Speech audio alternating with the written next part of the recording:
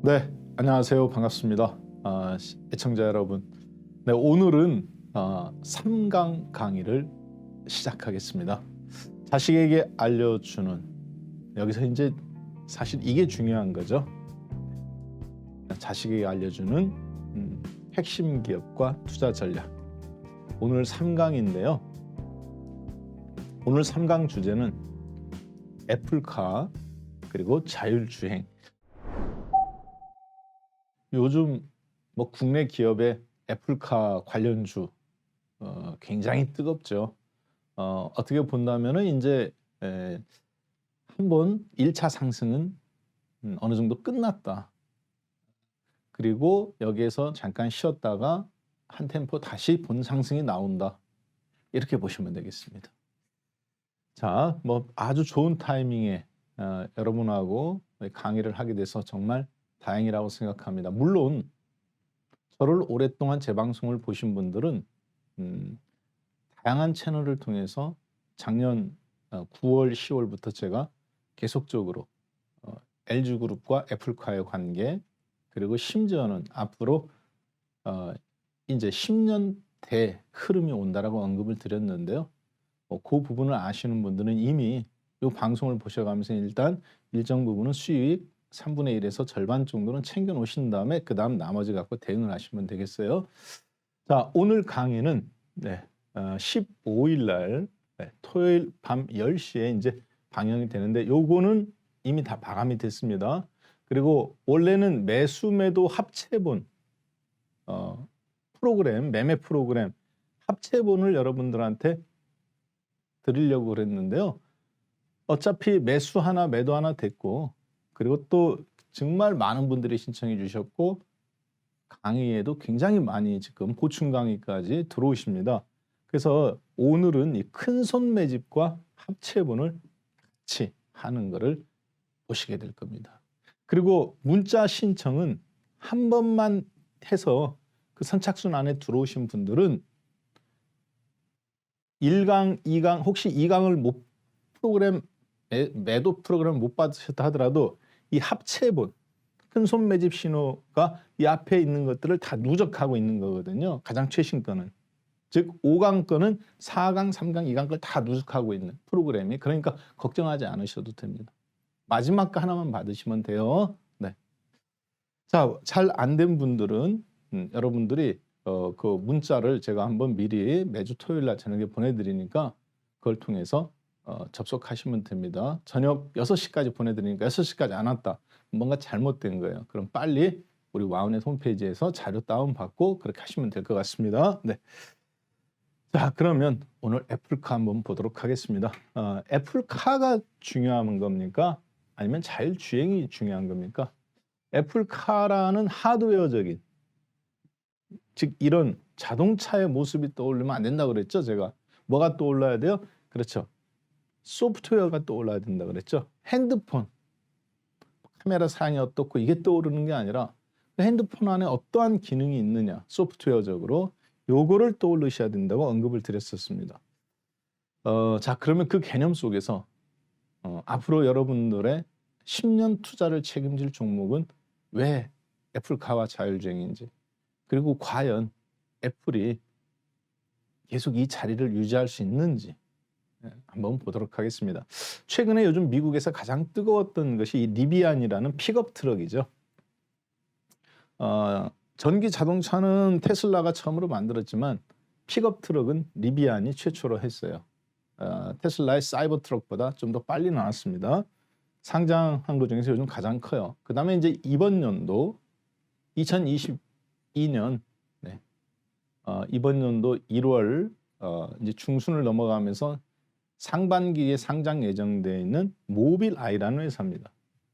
한국 돈으로 대략적으로 500억 달러니까 한국 돈으로 대략 현재 환율을 계산해 본다면 한 57조 원 정도에서 60조 원 가까이 상장 예정돼 있어요. 미국에서도 가장 현재 상반기에 예정되는 가장 큰데요.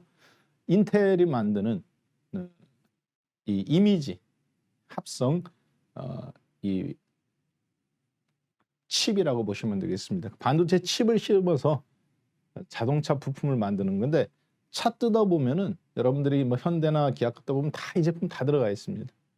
여기서 이제 다 인식하는 거거든요. 없는 데가 이 차 이거 없는 데가 없어요. 자, 그러니까 이제 결국 무슨 얘기냐?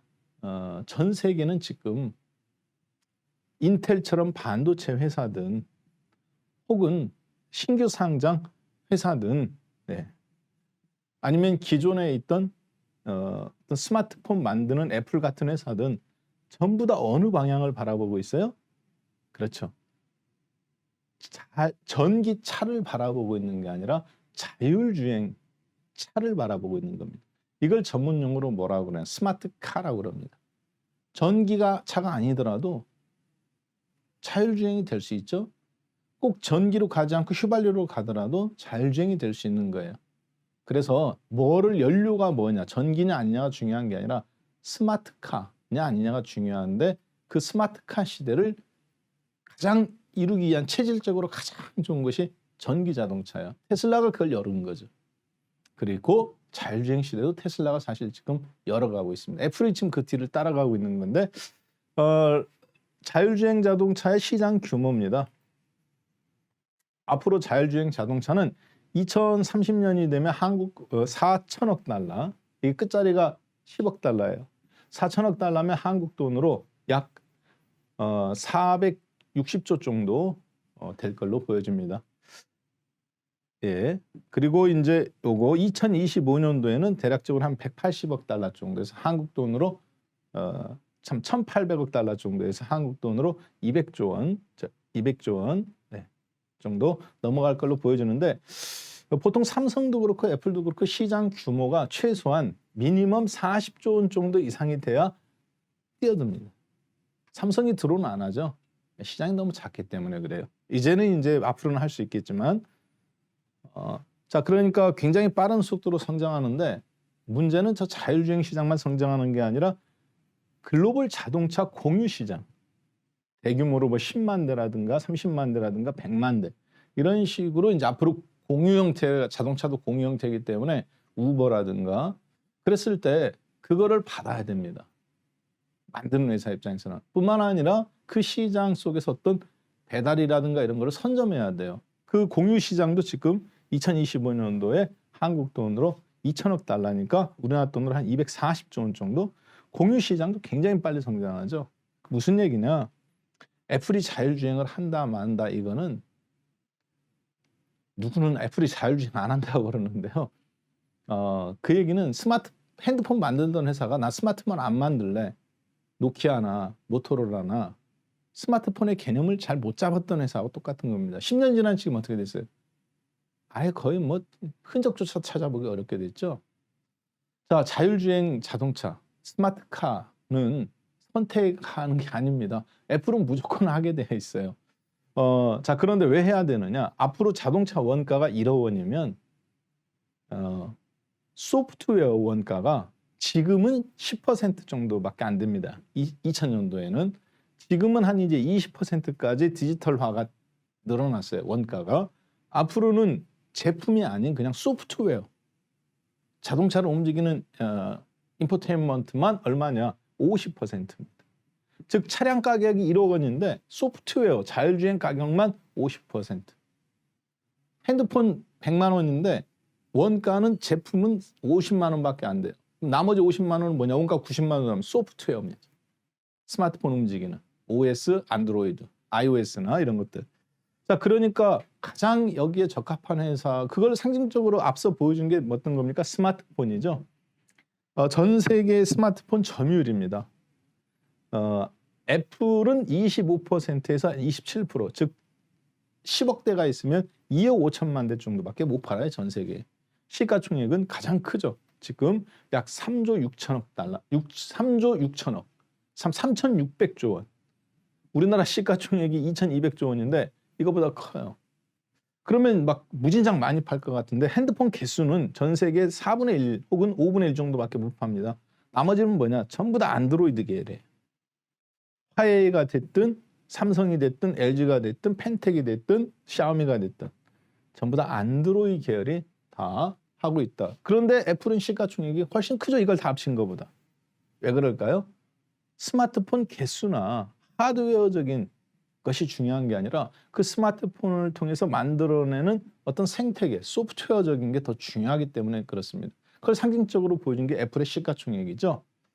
자, 그래서 점유율은 적지만 사실은 핸드폰 대수가 중요한 게 아니다. 하드웨어가 아니라 소프트웨어가 중요하다는 걸 말씀드렸습니다. 자, 그러면 이게 자동차로 가면 어떨까요? 자동차도 소프트웨어가 앞으로 핸드폰처럼 원가가 50% 시대가 오는데 이제 핸드폰 야 무슨 소프트웨어가 제품 가격에서 50%야 이렇게 생각하지만 컴퓨터도 100만 원이면 20만 원은 마이크로소프트웨어 소프트웨어 가격입니다. 이제 이해되셨죠? 스마트폰에서는 그게 40%까지 올라가고요. 자동차에서는 앞으로 50%까지 올라가요. 지금이 이제 앞으로 자동차 자율주행이 점진적으로 올수록 그래서 애플은 선택이 아니라 필수입니다. 그걸 가장 잘하는 게 애플이죠. 본인들이 그렇게 해서 소프트웨어를 팔아먹고 있으니까. 자, 그런데 문제는 자동차도 그게 진행이 되고 있는데 그걸 OS라고 그럽니다. 소프트웨어를. 테슬라는 자동차의 그전의 자동차는 그게 없었어요. OS가. 아주 보조적인 수단이었죠. 마치 여러분들 핸드폰으로 따지면 스마트폰 이전에 그 있잖아요. 이렇게 폴더블 폰, 이건희 폰이다, 이건희 있는 폰이다, 뭐 누구 폰이다 나오는 것들. 지금은 어떤가요? 차량 전반을 테슬라 소프트웨어가 하드웨어를 장악하게 됐습니다. 자, 그런데 앞으로 그러면 테슬라가 추구하는 건 뭐냐? 테슬라 시가총액이 지금 한 우리나라 돈으로 1,200조 원 정도 됩니다.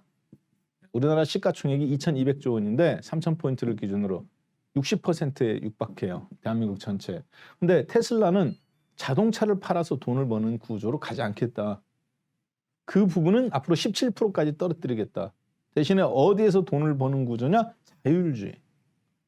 즉 본인들의 시가총액이 1,200조면 여기서 800조 원은 자율주행 성장성으로 이끌어내는 걸로 만들겠다. 이게 테슬라의 목표입니다. 그러면 실제 그걸 어떻게 이행하고 있는지 한번 잠깐 볼까요? 원래 2023년 목표입니다. 그런데 이번 연도에 벌써 달성됐어요. 시가총액 얼마? 네. 1조 1,000억 달러. 1,140억 달러가 2023년도 목표인데 얼마 전에 시가총액 돌파했습니다. 자, 그리고 자동차 판매 대수는 2023년도에 230만 대 판매가 목표입니다. 이건 아직 달성 못했죠? 230만 대 판매 목표인데 230만 대 자동차 팔아갖고 시가총액 한국 돈으로 1,250조 정도인데 여기에서 차지하는 비중은 얘는 한 400조 정도면 충분하다. 나머지는 소프트웨어, 테슬라 자율주행 소프트웨어 팔아서 거기서 발생하는 수익 구조가 앞으로 미래를 이끌어가게 한다. 그래서 거기서 800조 원. 근데 2023년도 시가총액이 벌써 테슬라 달성됐습니다. 연말에. 달성되자마자 테슬라가 엊그저께 발표한 거 혹시 들으셨는지 모르겠습니다. 레벨 3급 정도 한 사람이 거의 손을 이제 잠깐 놓는 고속도로나 도심 주행에서 요 정도 소프트웨어를 얼마에 지금 판매한다고 공시했느냐? 1,500만 원. 즉 12,000달러에 판매한다고 했는데요. 차량 가격이 6천만 원, 7천만 원이에요. 그 소프트웨어 업그레이드를 시키는 데만 이겁니다. 앞으로 그러면 판매된 자동차들한테 계속 업데이트를 할 거 아닙니까? 똑같은 테슬라 자동차라 하더라도 소프트웨어 껍데기는 다 똑같아요. 옵션 다 똑같아. 뭐 안마 시트 있냐 없냐, 뭐 HDI 빔이냐, 우위 뚜껑 열리냐, 이게 옵션이라고 생각하시면 안 되고 이제 소프트웨어가 옵션입니다. 가격 차이 1,200만 원이에요. 그걸로 테슬라가 애플처럼 되겠다는 거죠. 굉장히 비상한 전략이에요. 자, 우리는 그럼 이 자율주행을 왜 애플이 지금 주목하고 있고 먹고 살 게 없어서 그러느냐, 아니면 이게 선택이냐 필수냐, 이걸 빨리 선택하셔야 돼요. 저는 필수라고 보고 여러분한테 계속 1년 전, 6개월 전부터 강조를 드린 거고, 애플은 사업 안 한다고 해도 저는 무조건 한다고 본 사람이죠. 이거 안 하면 미래가 없다. 그걸 애플이 가장 잘하는데. 자, 그러면 왜 해야 되느냐? 이 자율주행은 그러니까 전기차 사업을 한다는 게 아닙니다. 자율주행을 하기 위해서 전기차가 필요한 거예요. 전기차를 하니까 자율주행을 하는 게 아니라 자율주행 소프트웨어 사업을 하려다 보니까 전기차가 필요한 것뿐입니다. 나중에 이제 새로운 게 나오면 전기차 버리고 그쪽으로 가는 거예요. 자, 보겠습니다. 자율주행은 레벨 1단계부터 6단계까지 있습니다. 그렇지만 그걸 우리가 0단계라고 그래요. 그래서 0단계, 1, 2, 3단계는 휴먼 드라이브, 즉 인간이 핸들을 붙잡고 있는 구조. 자, 그 다음에 레벨 3부터 레벨 5까지. 여기가 이제 이거는 오토모티브 드라이브, 즉 사람이 손을 놓는 거. 맨 마지막 단계는 뭡니까? 자동차에 핸들이 없죠. 애플이 2025년도 목표로 한다고 그랬죠. 그럼 어느 날 갑자기 이걸 짠 하나요? 소프트웨어가 있어도 하드웨어가 없으면 안 되잖아요. 반도체나 이런 게. 그러니까 애플은 지금 이 정도 단계를 이번 연도에서 내년도 생산 목표를 그렇게 잡고 있는 걸로 보여집니다. 그 다음에 이제 2024년도, 2025년도 단계로 최종적인, 그러니까 기술력은 있어도 그걸 구현할 수 있는 소프트웨어가 아직, 하드웨어가 아직 안 돼 있는 거죠. 현재 기술로서는. 그러니까 기다리는 겁니다, 애플은. 자, 보겠습니다.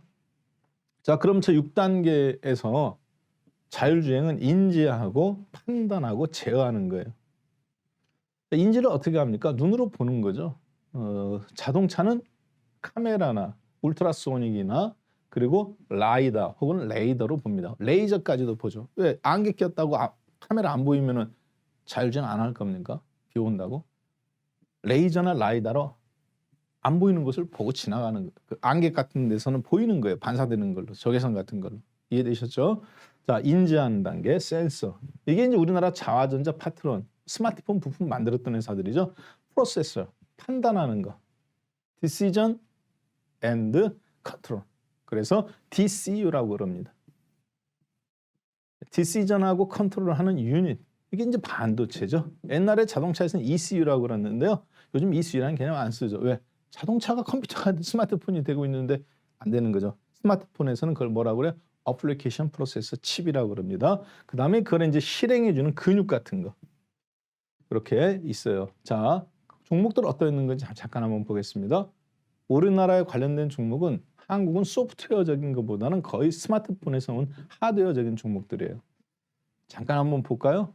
카메라 모듈, LG 이노텍, MCNX, 옵트론텍. 뭐 이거 지금 이 그림만 제가 몇십 번 보여드렸기 때문에 작년도부터 다 알고 계실 겁니다. 이미지 센서, 삼성전자. 그런데 삼성전자가 이거 매출에 이거 갖고 주가 안 움직인다고 그랬죠. 그다음 넥스트 칩, 개별 소자, MLCC, 삼성전기, 사막콘덴서. 사막콘덴서 엊그저께 상한가 한번 직원을 지금 눌린 목이죠. 좋은 타이밍이라고 보여집니다. 아모텍, MCU, 텔레칩스, 어버브 반도체, 실리콘웍스. 다들 한 번씩 움직였죠. 자, 그리고 TCU, LG전자, 로직, 인포테인먼트, 텔레칩스, 아날로그 반도체, KEC, 그리고 여기 IA라는 회사도 있죠. 네, 왜냐 일반 디지털 반도체 갖고는 안 돼요. 아날로그 반도체가 됩니다. 왜냐 자동차의 충격이라든가 고유한 주파수 공명이라든가 이런 걸 극복해야 되기 때문에 아날로그 반도체 누구 있어요? DBI텍, 텍사스 인스트루먼트 미국에 있는 거, DBI텍은 한국에 있고, 요거 여기 종목 안 나와 있지만 그렇죠. 그다음에 이제 패키징, 해성 DS 요즘 아주 뭐 난리죠. 네, 이런 종목들이 움직인다. 여기 없는 종목들도 제가 보니까 한 3개에서 4개 있습니다. 예, 이 종목들에 대해서는 여러분들 아시죠? 네. 어디로 와서 정보 얻어야 되는지 여러분들은 다 아실 겁니다. 매주 토요일 날 10시에 한국경제 유튜브 이 방송. 그 다음에 일요일 날 10시에 그렇죠? 네. 보충 수업, 야간 수업 하죠? 네, 참조하시면 될 것 같아요. 그 다음에 근육에 해당되는 거 만도, 현대모비스, 현대우야 이런 종목이라고 보시면 되겠습니다. 자, 그러면 애플은 단순하게 자동차 하나 보고 자율주행 시장에 뛰어드는 걸까요? 전기차 시장에? 아닙니다. 네. 팀 쿡 CEO가 뭐라고 그랬어요? 애플 CEO가. 전기차를 본인들도 하겠다고 발표하는 자리에서 전기 자동차를 하면, 사업을 하면 앞으로 할 수 있는 게 많다. 이렇게 얘기할 줄 알았습니다. 그렇게 얘기한 줄 알았어요, 저도. 전기 자동차 애플이 하겠다고 선언하는 자리에서 뭐라고 얘기했냐면 전기 자동차라고 얘기 안 하고 자율주행을 하면, 즉 자율주행 사업에 뛰어들면 앞으로 할 수 있는 게 많다. 그러니까 애플 CEO인 팀 쿡 회장의 머릿속에는 전기 자동차라는 개념은 없는 겁니다. 그러니까 전기 자동차 진입한다고 발표하는 자리에서 자율주행을 비즈니스를 시작하면 할 수 있는 일이 많다 그랬어요. 전기 자동차를 하면 할 수 있는 일이 많다라고 해야 되는데 왜 그러느냐? 전기 자동차는 자율주행 비즈니스를 위한 하나의 수단인 거지 목적이 아닌 겁니다. 무슨 얘기냐? 전기차만 여러분들은 전기차만 생각하잖아요. 전기차를 위해서 자율주행이 필요하다고 생각하는데 아닙니다. 자율주행을 플랫폼을 형성하고 생태계를 조성하기 위해서 하나의 수단으로 전기차라는 것을 일단 대중적으로 끄집어 와서 판매하기 시작하고 산업을 일으키기 시작하면 거기서 연결된 걸 가지고 그 다음에 뭐를 할 수 있는 거예요? 그렇죠. 로봇에다 소프트웨어만 씹으면 되는 거예요. 자동차 소프트웨어나 로봇 소프트웨어나 똑같죠. 이거 보세요. 이거. 자동차는 바퀴 있는 거니까 이런 데 못 다니잖아요. 로봇은 굴곡진 곳, 비포장도로 자율주행이니까 다 다녀요. 이 로봇의 손에 뭐가 들려있으면 될까요? 강아지가 들려있을 수도 있고 햄버거가 들려있을 수도 있고 세탁물이 들려있을 수도 있고 아니면 그냥 여기에 축구공이 들려있을 수도 있습니다. 아니면 인간이 들기 무거운 게 뭐가 들려있을 수도 있겠죠. 배달, 케어, 어린이 돌봄, 어린이 유모차가 들려있을 수도 있죠. 엄마가 못 들으니까 애만 중요한 것만 알면 되니까. 할머니 휠체어가 들려있을 수도 있겠죠. 이 등에 할머니가 탈 수도 있어요. 강아지가 얘가 사족보행이 되니까 앞에. 유모차 안 밀고 다녀도 된다 이겁니다. 전동 휠체어 안 타고 다녀도 돼요. 이거 타고 다니는 거예요. 이해되셨죠? 버튼 하나 탁 누르면 집에까지 알아서 가고 병원 갈 때도 타고 다닐 수도 있고 물류혁명도 일어나고 있습니다. 택배 일하시는 분들이 가장 힘든 게 이거라고 그러죠. 물건 정리하는 거. 얘는 24시간이에요. 주어진 곳에서. 자, 삼성도 그래서 로봇 사업 한다니까 뭐 휴먼 로봇, 유진 로봇, 로보스타 우리나라 사람들 막 사는데요. 이거 처음으로 먼저 강의한 게 접니다. 그렇죠? 네. 근데 저는 그 주식 하나도 안 샀어요. 왜 안 샀을까요? 삼성이 로봇을 한다는 건 하드웨어 로봇을 하는 게 아니에요. 삼성도 자율주행을 하겠다고 선언한 겁니다. 시작한 거예요. 자, 그러면 LG전자를 살 건지 LG 이노텍을 살 건지 자화전자를 살 건지 혹은 삼성 SDS를 살 건지 이런 거를 할 때 망설이지 말란 얘기예요. 제 얘기는. 삼성이 그냥 하고 싶어서 하는 게 아니라 애플이 한다니까 하는 겁니다. 자, 문제는 근데 어디에 있느냐? 애플은 문제가 있어요. 본인들이 하고 싶은데 2024년에서 2025년도 레벨 6 완전 자율주행 출시한다고 했는데 핸들 없는 거. 어떤 문제를 갖고 있느냐? 초기에 30만 대 전 세계적으로 생산해야 됩니다. 2025년도까지 혹은 그 전 단계. 그러면 아무리 못해도 한 공장에서 10만 대 찍어내야 돼요. 미국에서 10만 대, 아시아에서 10만 대, 유럽에서 10만 대, 혹은 아프리카 10만 대거나 이쪽 미국에서 20만 대.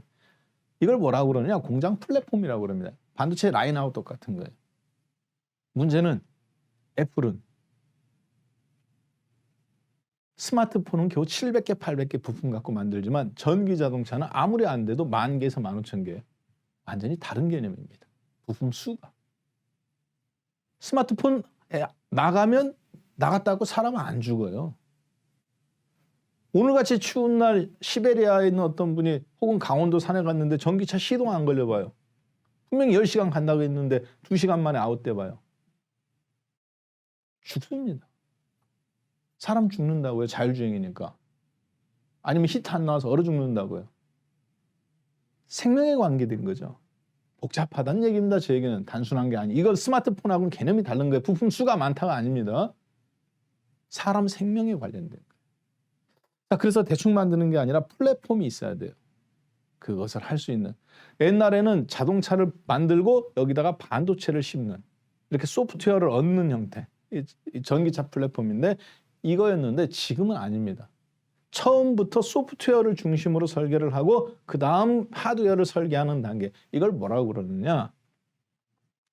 애플이 요구한 바로 그 플랫폼입니다.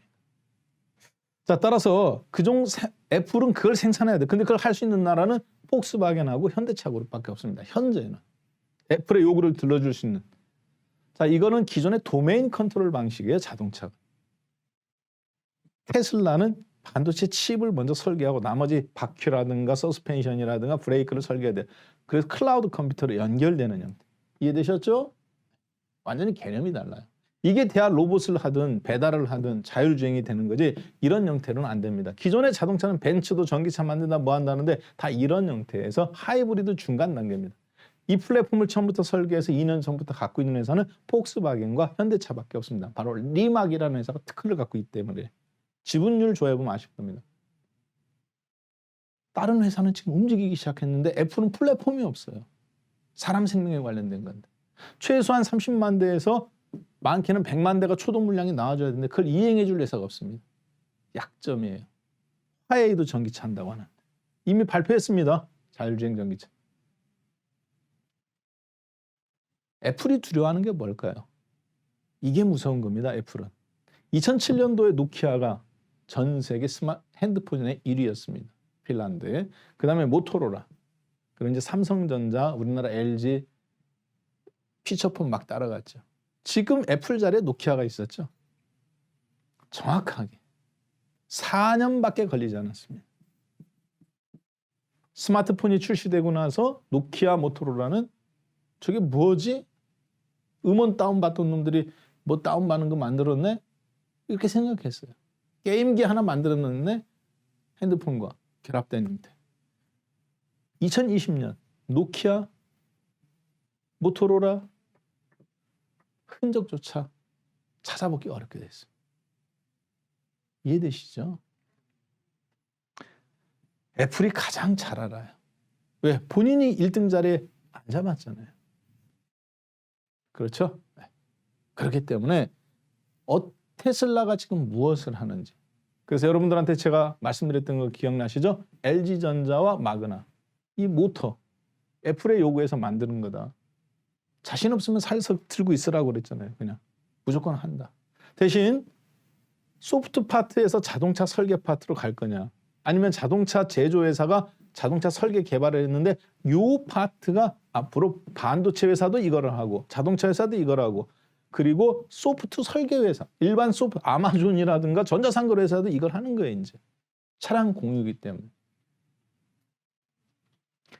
이 부분에서 먹을 게 나오는 겁니다. 이걸 뭐라고 그래요? 그렇죠. 전장 부품.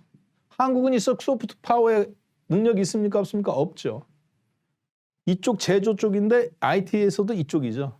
차량용 전장 스마트폰 만드는 회사가 되는 거. 그러니까 누구야? LG그룹, LG전자라든가 카메라 센서, 카메라 모듈 만드는 거 이런 것들이 이거라고 보시면 되겠습니다. 자, 그래서 여러분들은 다음과 같은 세 개 파트로 주목하시면 돼요.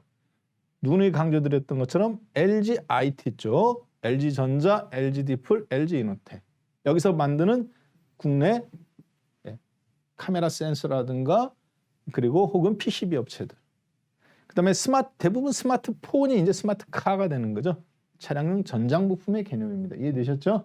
자, 그다음에 삼성 관련해서는 삼성은 가전과 모바일을 통합해서 세트라고 했습니다. 결국은 삼성전자가 하겠지만 그거 갖고 삼성전자 주가가 시가총액 207, 삼성전자 시가총액이 너무 크고 매출이 크기 때문에 꿈쩍도 안 합니다. 대신에 삼성전기 그리고 삼성 SDS가 자율주행의 핵심 플랫폼 업체라고 보시면 돼요. 멀티 캠퍼스하고 마찬가지겠죠? 자, 이렇게 해서 오늘 애플카와 자율주행, 애플카가 만들어내는 새로운 스마트폰 이후에 새로운 10년이 시작됐다.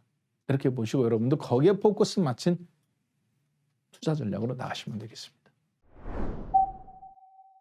자, 그러면 이런 속에서 이제 우리가 보는 종목들을 여러분들 혼자 매매하시기 어렵잖아요. 그리고 사가지고 무조건 묻어놓는다고 해서 주식이 가긴 갑니다. 좋은 주식들이. 문제는 야 미국이 금리 올린다 뭐 한다 하니까 마음이 덜컹거리죠. 그래서 약간씩 그거에 맞춰서 장단에 맞춰서 미세 조정은 해주셔야 돼요. 비율 조정.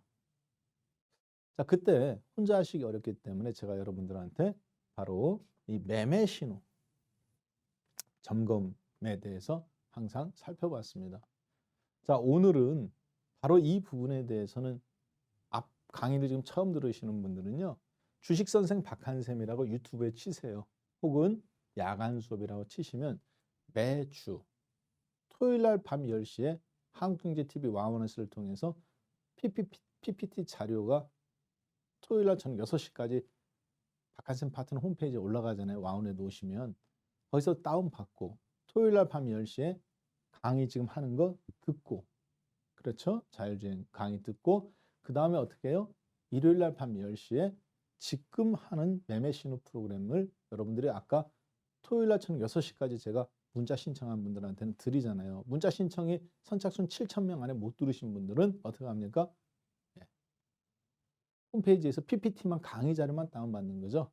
그리고 이제 다음 주에 이 강의 때 어떻게 2,000명에서 1,500, 1,000명 정도만 추가로 신청받는다고 말씀드렸죠. 아마 방송 나가자마자 바로 거의 마감될 거예요. 준비하고 있으셨다가 다음 주 10시에 꼭 들으셔야 됩니다. 나는 앞에 거 신호가 없다. 괜찮습니다. 마지막 받는 신호가 즉 4강이면 앞에 1, 2, 3강이 다 누적된 신호예요. 그렇게 보시면 되겠어요. 5강 거다. 그럼 1, 2, 3, 4강까지 다. 그러니까 이 강의를 통해서 잘 이해를 하시면 좋을 것 같습니다. 자, 그리고 기본적으로 여러분들은 오리엔테이션을 꼭 좀 들으셔야 돼요. 네, 여기 오시면 오리엔테이션이 있습니다. 오리엔테이션 꼭 들으셔야, 왜냐하면 프로그램 다운받는 법, 자료 다운받는 법, 그리고 문자 수신하는 법 나와 있어요. 오리엔테이션 안 들으시면 아무런 의미 없습니다. 네, 그거 꼭 좀 부탁드릴게요. 자, 그러면 오늘 강의 들으시는 분들은 두 가지 준비하셔야 됩니다. 첫 번째, 나는 이미 7,000명 안에 들어와 있다. 선착순 7,000명 안에 있어서 토요일 날 저녁 6시까지 오는 문자, 매매 프로그램 신호 문자를 받는 자격이 있다. 그러면 된 겁니다. 신청은 됐는데 문자가 안 온다. 빨리 통신사에 하는 거 오리엔테이션에 나와 있죠? 보셔야 돼요. 왜 그러느냐? 오늘은 이 통화편, 매수매도 신호가 중요한 게 아니라 큰 손 매집 신호, 다음 주 할 거 제가 미리 드린다 그랬잖아요. 왜? 이게 너무 중요하니까 이틀에 하는 2번 강의하는 거예요. 매수 신호가 나왔는데 큰 손 매집 신호까지 있다. 여러분이 20% 10% 살 거 20% 사는 겁니다. 비율 조절하는 거에 가장 핵심인데 그거 지금 얘기하는 거예요. 오늘 그래서 이 강의를 듣기 전에 진짜 프로그램 그 다운 받는 거 있잖아요. 방법 오리엔테이션에 다 나와 있어요. 꼭 하셔야 됩니다. 나는 그런데 이미 7,000명의 밖으로 벗어나서 문자 못 받는다. 다음 주 강의 때 그 안에 꼭 들으셔야 됩니다. 자, 어떤 건지 보겠습니다. 이거는 이제 카카오입니다. 지난번에 했던 거죠. 오늘은 앞에 부분에서 간단하게 매도 신호, 불화산이 있은 다음에 지금 매도 신호 나왔죠. 그렇죠? 빨간색 선이 녹색 선 아래를 위에서 찍어 누르고 나왔잖아요. 75 이상에서 불화산 나온 다음에 75 이상에서 불화산으로 제가 표시를 해준 겁니다. 여러분들 보시기에 좋게. 매도 신호, 매도 영역 가능성, 즉 과매수 영역이라는 거죠. 자, 그런 다음에 데드 크로스가 나오는 거 보고 물량을 줄이라 그 얘기입니다. 매도. 한꺼번에 다 팔을 수도 있고 3분의 1이나 2분의 1 정도 파는 거죠. 더 올라갈 수도 있으니까 사람이라는. 여기서 별거 아닌 것 같지만 이 장중에 20% 15%씩 차이 나니까 매도 신호가 딱 나올 때는 절반 던지는 겁니다. 그러고 나서 보는 거죠. 회복 못하면 다 던지는 거고. 자, 불화산 플러스 데드 크로스. 그 다음에 어떻게 됐습니까? 매수 신호가 나왔네요. 그런데 앞에 있는 무릉덩이가 나왔죠. 여기서도 골든 크로스 나면 한번 붙는 겁니다. 한 번에 다 붙어야 돼요? 어떻게 해야 돼요? 1,000만 원 살 것 같으면 300만 원, 500만 원 살짝 하는 거죠. 자, 그리고 나서 다음번에 치고 올라간다. 그럼 더 사는 겁니다. 깨진다. 갖고 있던 거 절반 던지는 거예요. 이해되셨죠? 자, 그런데 여기에서 나온 골든 크로스. 지금 이건 현재입니다. 앞에 무릉덩이 있죠. 오늘 골든 크로스 살짝 났죠. 누가? 카카오가. 2022년 1월 13일 카카오입니다. 골든 크로스가 살짝 나왔어요. 1월 13일이에요. 방송은 토요일 날 나가지만 TV 방송은 그 뒤에 나가고. 자, 94,500원 장중에 깨졌다가 지금 97,000원이에요. 여러분들한테 뭐라고 했어요? 10만 원 깨진다고 그랬죠? 반드시 10만 원 한번 찍을 거다. 추격 매도하면 된다겠습니까? 아니죠. 자, 골든 크로스 나왔네요. 그럼 왕창 붙어야 되나요? 아닙니다. 일단 이 골든 크로스가 좋은 게 뭐냐면 앞에 무릉덩이가 하나 있어요. 이 데드 크로스가 좋은 게 뭐냐면 앞에 불화산이 있어요. 즉 앞에 거 확인한 데드 크로스, 앞에 거 확인한 골든 크로스.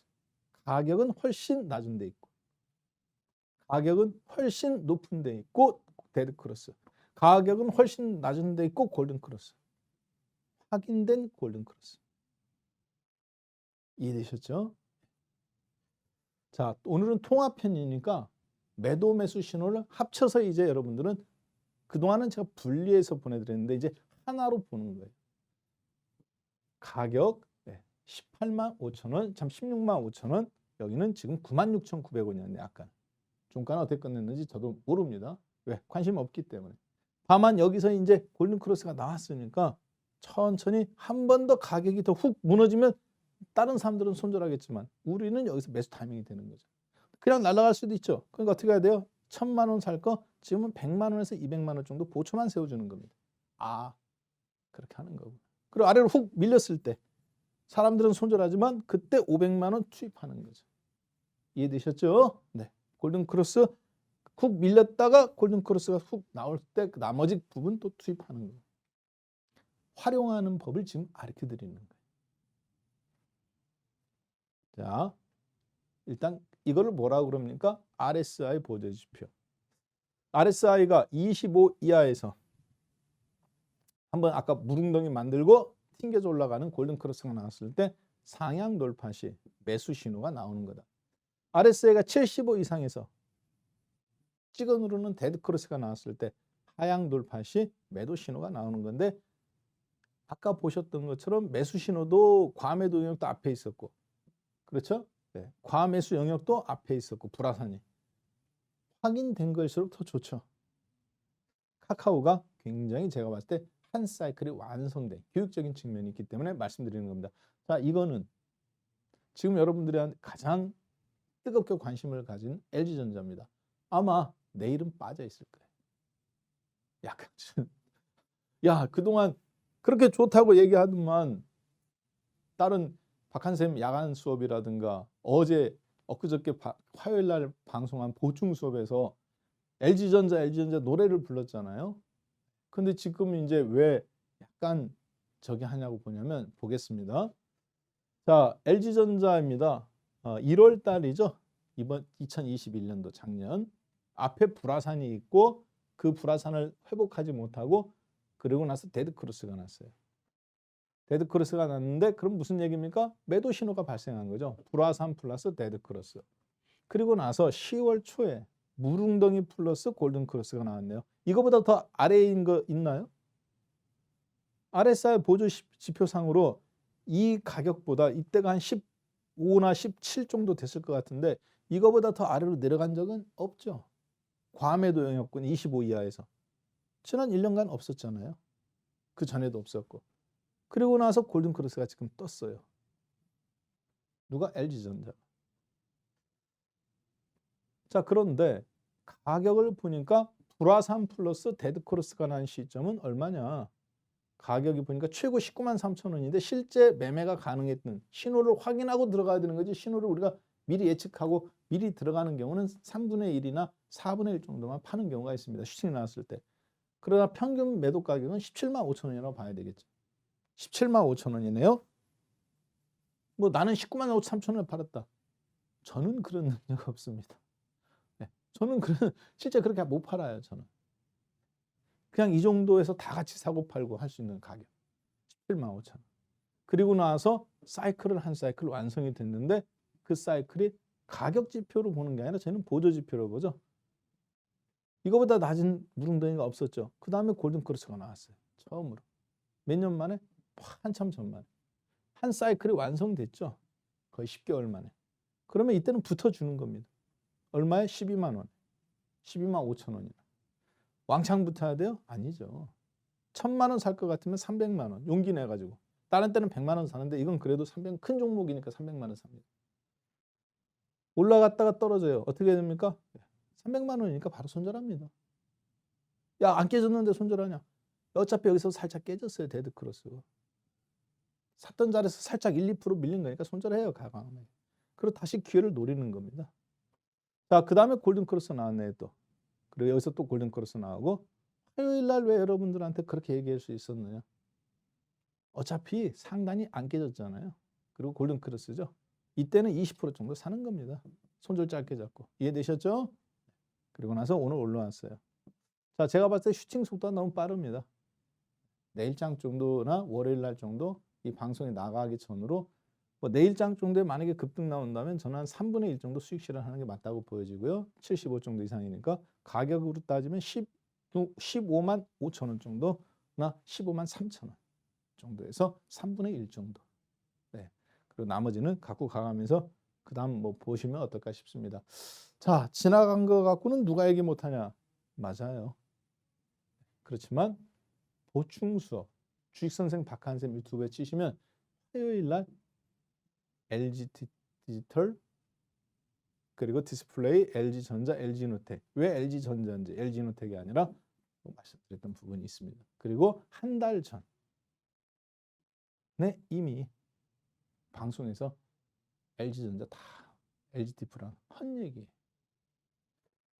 자, 그래서 그 방송 녹화 방송을 참조하시면 아시는 분들은 있지만 혹시 여러분들이 더 심도 있게 보시려면 참조하시면 더 좋을 것 같습니다.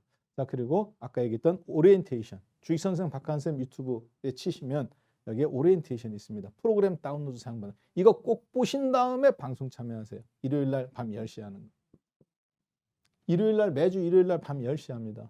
방송은 토요일 날 밤 10시에 나가지만 이걸 가지고 HTS를 지금은 제가 봐가면서 이게 안 되잖아요. 실시간으로. 예, 그때는 방송은 토요일 날 밤 10시. 그리고 24시간 지나서 일요일 날 밤 10시는 여기 개인 유튜브 채널에서 요거 합니다. 오시기 전에 꼭 오리엔테이션 보세요. 그렇지 않으면 여러분들이 남들은 지금 실력이 저 위에 가 있어요.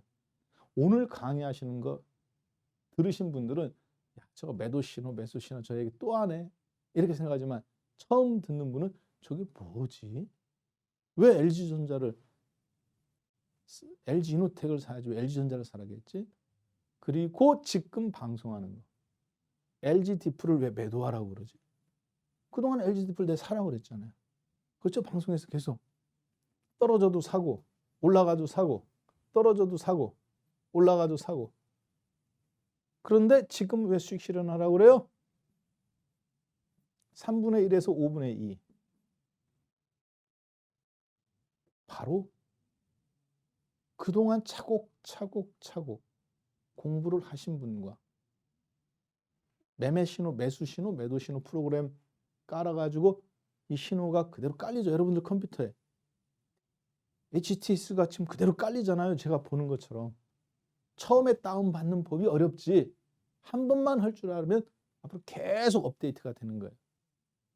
테슬라 자율주행 공짜로 하듯이. 이건 무료잖아요. 근데. 자, LG디프를 보겠습니다. 데드크로스 났네요. 그렇죠? 네, 그리고 골든크로스 났어요. 얼마에? 얼마인지 모르겠네요. 저도. 예, 20만 5천 원. 20만 500원. 2만 500원. 네, 골든크로스가 났습니다. 자, 그리고 나서 쭉 올라왔어요. 그렇죠? 네. 여러분하고 집중적으로 매수한 기간. 물론 그 전에 오셨던 분들은 그 전에도 사셨지만 그동안 제가 매도 신호 여러분들한테 보낸 적 없습니다. 그렇죠? 네. 매도 신호 보낸 적 없어요. 자, 그런데 오늘 여기서 데드크로스가 나왔잖아요. 음봉 나오고. 가격 지표상으로는 괜찮지만 20만 5천 원이니까.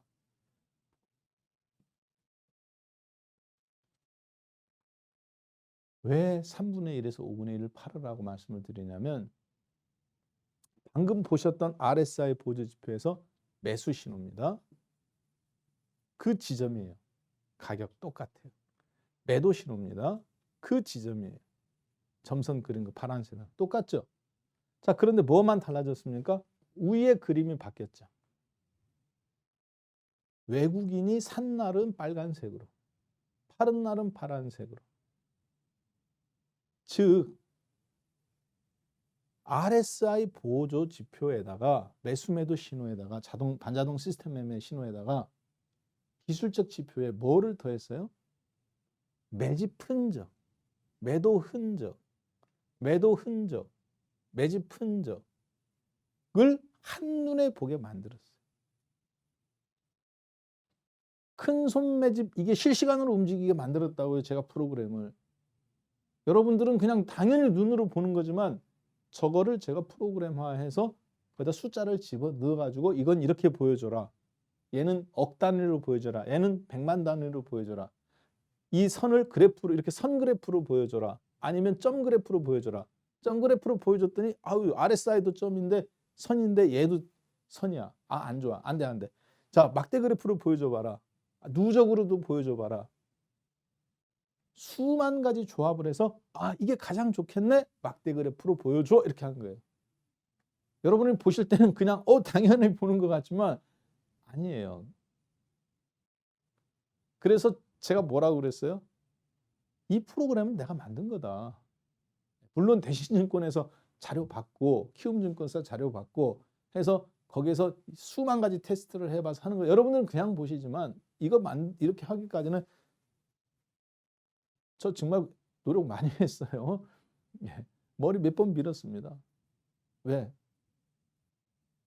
내가 원하는 만큼 수준이 나와야 되잖아. 사람 안 만나려고. 그렇죠? 지금은 이제 안 밀어도 돼요. 자, 왜 웃는지는 아시는 분은 아시죠? 네. 자, 보겠습니다. 근데 큰 손 매집, 외국인들은 어때요? 쫙 사들어가죠. LGDP 쫙 올라가죠. 때리다가 멈추고 여기서 사요. 사기 전에 한번 때려보네요. 승질 한번 부려보죠. 그리고 나서 사기 시작하죠. 올라가도 사고 떨어져도 사고. 매집, 1차 매집. 그 다음에 멈추죠. 사는 건 많이 사고 파는 건 조금 사고. 주가 옆으로 들락날락하지 안 빠지죠. 그 다음에 다시 삽니다. 2차 매집. 평균 단가는 높아지겠죠. 1차 22만 원. 네, 2차 24만 원. 자, 그런데 막판에 한번 확 산 다음에 다음 날부터 안 삽니다. 안 사고 팔죠. 그리고 나서 살살살 거리다가 지금 음봉이에요. 누적이 어제. 오늘은 아직 모릅니다. 왜? 1월 13일은 아직 저도 종가까지 안 보고 데이터를 미리 드려야 끝나자마자 녹화를 하는 거니까. 자, 그런데 여러분들한테 뭐라고 그랬어요? 한번 팔아달라고 말씀을 드렸죠. 왜 팔아달라고 말씀드렸습니까? 아까 RSI 보조지표 한번 볼까요? 네. RSI 보조지표가 데드크로스가 났잖아요. 그렇죠. 앞에 불화산이 있고 앞에 음봉이 있고. 자, 그런데 회복이 되다가 지금 붙었어요. 붙었는데 외국인들 어때요? 안 사죠, 지금. 큰손 매집이. 그림이 여기 그려져야 되는데 여러분들이. 여기 지금 외국인들이 막 이렇게 사다가 여기서는 잠깐 멈추고 사던 거, 그 다음에 다시 또 쫙 사들어오다가 막판에 확 산 거, 그러다 지금 또 갑자기 안 사고 살짝 매도가 늘어나는 거. 이 매도가 앞에 거 잡아먹은 거. 크진 않지만 이건 무슨 얘기냐? 거래량이 없는 걸로 봐서는 사실 눌림목이에요. 그렇지만 흔들어 물량 뺏기를 살짝 한번 해가면서 물량을 더 모으고 싶다라고 보여집니다. 자, RSI 보조지표도 데드크로스가 나온 상태에서 회복은 안 됐지만 여전히 힘은 좋아요. 그렇지만 제 얘기는 무슨 얘기냐면 이런 큰 손 매집 신호를 아까 RSI 보조지표하고 같이 합성하니까 이제 다음에는 여기다 같이 붙여서 나오는 걸 하겠죠? 그렇죠? 자, 합성하니까 이 거래량이 어떻게 보입니까? 외국인들의 저 매도가. 야, 계속 매수네가 아니라 줄이네. 이제 매도하네. 가격은 아직 안 빠졌지만 출렁출렁거리지만 여기서 이제 살짝 가격 조정 한번 주고 흔들어 물량 뺏기 한번 하고 달라붙은 개인들 손절 때리고 한번 가겠구나. 많으면 절반, 적으면 3분의 1이나 5분의 2 해서 나는 한 주라도 더 늘릴 생각을 하는 거예요. 판다기 갖고 왕창 다 팔고 원샷 원킬 매매가 아니라 좋은 주식, 이런 대형 종목이고 자율주행처럼 제가 추세라고 그랬잖아요. 대추세. 이런 종목은 저희들도 샀다 팔았다 합니다. 그렇지만 1,000만 원, 1억 중에 2천만 원어치 다 샀다가 다 팔았다. 그렇게 하지는 않아요. 1,000만 원만 팔고 다시 또 밀리면 다시 또 사고 1,000만 원어치는 갖고 있어요. 왜 그러느냐? 어차피 물량을 늘려나가는 게 목적. 아직 본 시세 분출이 한 번도 안 나왔다고 보는 거예요. 이해되셨을 것 같습니다. 자, 그래서 중요한 건 이 큰손 매집. 오늘은 외국인이죠. 일요일 날 밤 10시에는 뭐를 볼까요? 큰손에 누가 있어요? 대한민국 큰손에. 외국인과 기관이 있죠. 기관 중에서는 가장 하루 거래량 1조면 절반, 2조면 절반, 3조면 절반. 거래량의 절반을 항상 차지하는 연기금. 당연히 체크해야 되죠. 기관 전체도 체크해야 되지만 연기금. 종목 발굴하는 거 이해되셨죠? RSI 보조지표상에서 골든크로스가 나왔다. 그런데 외국인 큰손 매집이 앞에 이미 물량을 확보했네. 평균 매수 단가는 22만 2천 원인데 그럼 나는 이 가격에 사면 얼마요? 골든크로스 나왔는데 그렇죠. 2만 500원. 실제 저희가 매집한 가격.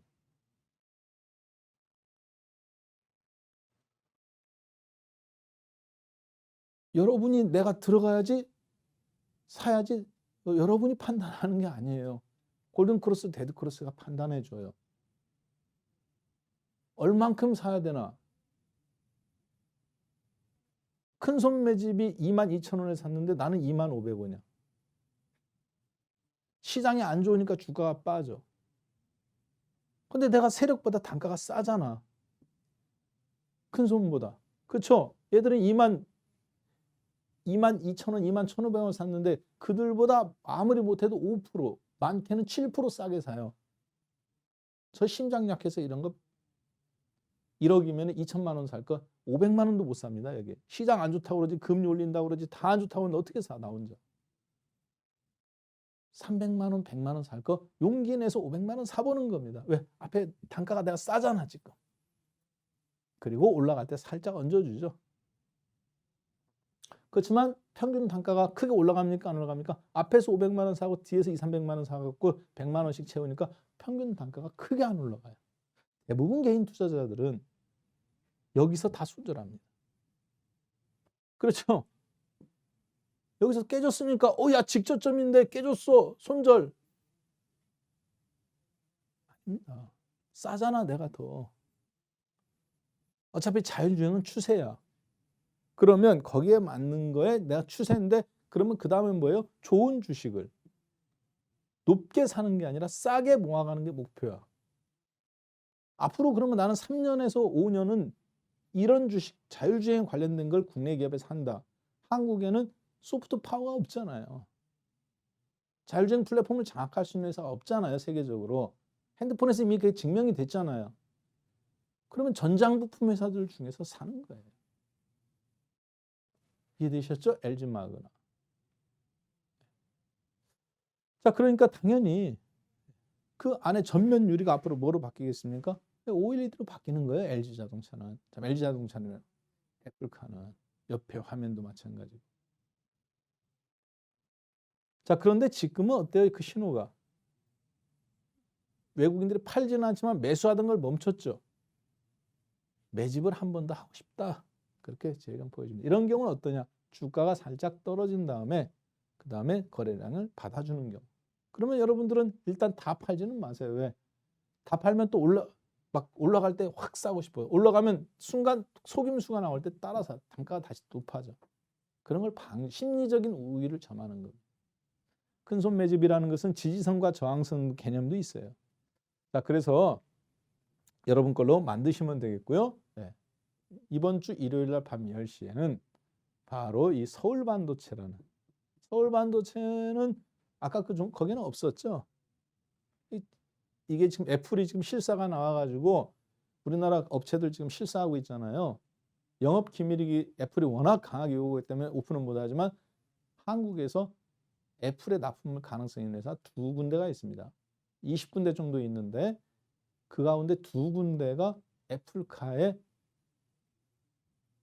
중요 부품사로 할 수 있는 회사가 있어요. 그 가운데 하나가 제가 봤을 때는 서울 반도체가 매우 유력해요. 실적도 굉장히 좋은데 왜 그렇게 보는지는 일요일 날 밤 10시에 주식선생 박한샘의 야간 수업에서 HTS를 봐가면서 자세하게 말씀드리도록 하겠습니다. 네. 일회성 강력한 매집이 한 번 있었네요. 그리고 지금 주가 빠지죠. 여러분들 평균 단가가 만약에 이 주식을 15,500원 이하에서 한번 기회가 주어진다면 정말 좋겠지만 가능성은 조금 어려워 보입니다. 자, 그러면 매매 신호, 매수 신호와 매도 신호, 1강 매수, 2강 매도. 오늘 3강에서는 어차피 이제 여러분은 지금 따로따로 프로그램 받으신 분들 보면 매수 신호 따로 있고 매도 신호 따로 있죠. 요거 이제 이번 다운받는 것은 통합본이 나갑니다. 거기에 큰손 매집이 얹어지는 거예요. 물론 여러분들 눈으로 보실 때는 그냥 하나의 프로그램으로 이렇게 되어 있습니다. 소프트웨어니까. 자, 큰손 매집을 이렇게 해서 합성해서 보면 뭐가 좋습니까? RSI 보조 지표로 골든크로스, 데드크로스가 나온 데다가 큰손 매집 합성 아까 그 HTS로 이제 보시게 되면 세력의 매수 평단가가 눈에 보여요, 안 보여요? 보이죠. 산출할 수 있다. 그 얘기는 무슨 얘기냐?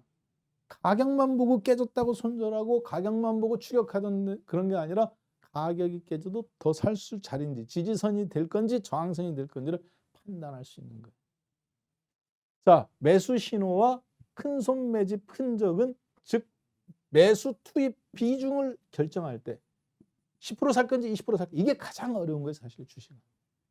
박한샘 대표님 덕분에 LG화학, LG전자, LG이노텍 많이 먹었습니다. LG화학 공매도 때려갖고 100만 원에서 지금 엊그저께 70, 70만 원 깨졌을 때 65만 원에서 수익 실현해갖고 잘했어요. 주식 선물 매도도 잘했습니다. 덕분입니다. 아닙니다.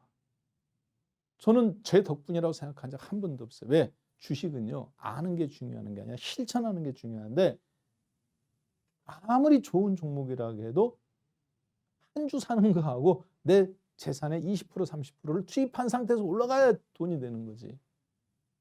이게 쉽지가 않아요. 왜? 금리 올린다고 그러지, 뭐 긴축 재정한다고 그러지, 외국인 팔지, 기관 주식 파는데 LG전자 어떻게 갖고 있고 LG 디플 어떻게 갖고 있어요? 다 팔았지 사람들. 못 갖고 있습니다. 종목은 좋은지 알지만 버틸 힘이 없는 거예요.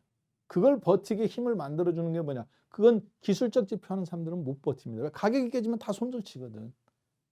큰 손 매집 흔적. 아, 여기가 지지선이구나. 얘들 평단가보다 내가 지금 더 싸게 샀구나. 2천만 원어치 살 것 지금 700만 원만 샀으니까 내가 300만 원은 더 얹을 수 있다. 이해되셨죠?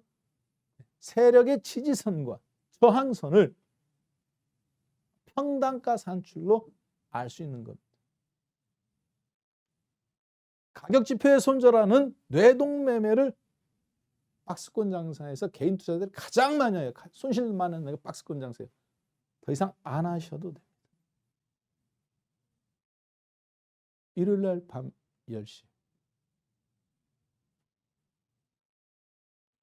여러분 다운 받으셔서 보셔야 돼요. 아셨죠? 7,000명 안에 들어오셔서 받는 분은 다행인 거고 안 된 분들은 다음 주 밤 토요일 날 10시에 제가 방송에서 2,000명에서 1,500명 정도 더 열어드리도록 하겠습니다.